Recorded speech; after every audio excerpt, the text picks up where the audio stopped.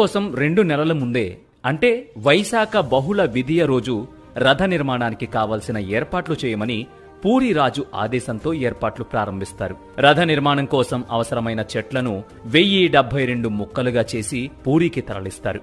ప్రధాన పూజారి, 9 మంది ముఖ్య శిల్పులు, మరో 1400 మందితో కలిసి అక్షయ తృతీయ రోజు రథ నిర్మాణం ప్రారంభిస్తారు. ముందుగా 1072 ముక్కలను 2188 భాగాలుగా చేసి వాటిలో 832 భాగాలు జగన్నాథుడి రథానికి, 763 భాగాలు బలరాముడి రథానికి, 593 భాగాలను సుభద్రాదేవి రథ నిర్మాణానికి ఉపయోగిస్తారు.